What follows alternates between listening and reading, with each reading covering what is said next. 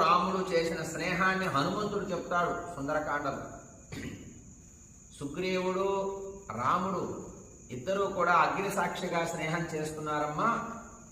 చాలా పరమ పవిత్రమైనటువంటి స్నేహం వాళ్ళది. సుగ్రీవుడు ఆజ్ఞాపిస్తేనే నేను ఇక్కడికి వచ్చానంటాడు హనుమంతుడు.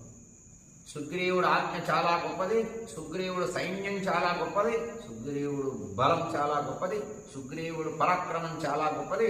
సామాన్యుడు కాదు సుగ్రీవుడు, నిన్ను రాముడి దగ్గరికి చేర్చగలడు సుగ్రీవుడని చాలా గొప్పగా చెబుతాడు హనుమంతుడు సీత. అవన్నీ గుర్తుకొస్తాయి సీత.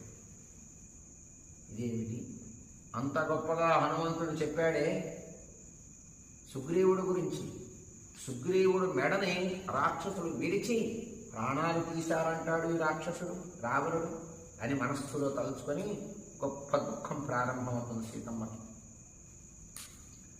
గమనిస్తూ ఆలోచిస్తుంది.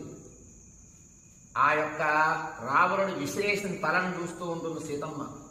నేత్రాలు, కళ్ళు, ముఖము, ముఖవర్ణం అంటే ముఖానికి ఉన్నటువంటి రంగు, తలకు ఉన్నటువంటి జుట్టు, లలాట భాగం, సుందరమైన చూడామణి మొదలైనటువంటి గుర్తుల చేత ఆ శిరస్సు రాముడిదే అని గుర్తించి ఇది నిజంగా రాముడిదే అని అనుకుంటుంది మనస్సు. ఆ ముఖ భాగంలో ఉండేటటువంటి జుట్టు, ఆ జుట్టుకు ఉండేటటువంటి ఒక స్వభావం, రాముడి తల ఎలాంటిదో నిత్యము ఆమె సేవిస్తూ ఉండేటటువంటి శిరస్సు కదా. ఆ కేశాలు, ఆ ముఖము, ఆ చెవులు, ఈ ముక్కు భాగం, నేత్రాలు, లలాట భాగం అంతా బాగా పరిశీలిస్తుంది. రావణుడు విసిరేసినటువంటి తల వచ్చి అక్కడ పడుతుంది సీతమ్మ దగ్గర. చూసి అవే గుర్తులు అని దుఃఖాక్రాంతులై గోరింకలాగా విపరీతంగా తల్లడిల్లిపోతుంది. అసలు ఇంత కష్టానికి కారణం ఎవరు? కైక కదా.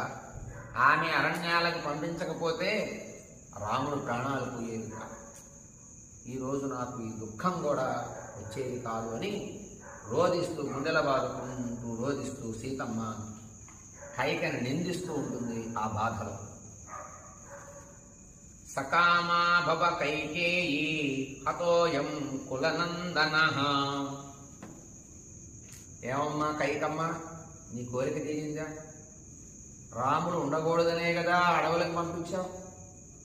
రాముడు ఉంటే గనక భరతుడికి రాజ్యం రాదు అనే కదా నువ్వు అడవులకి రాముడిని పంపించావు, అడవులకి రాముడిని పంపించావు. రాముడు ప్రాణాలు పోయాడు. ఇప్పుడు నీకు సంతోషమా? నువ్వు ఆనందపడుతున్నావా? ఇప్పుడు నీ కోరిక తీరినట్టే కదా అని బాగా బాధపడుతూ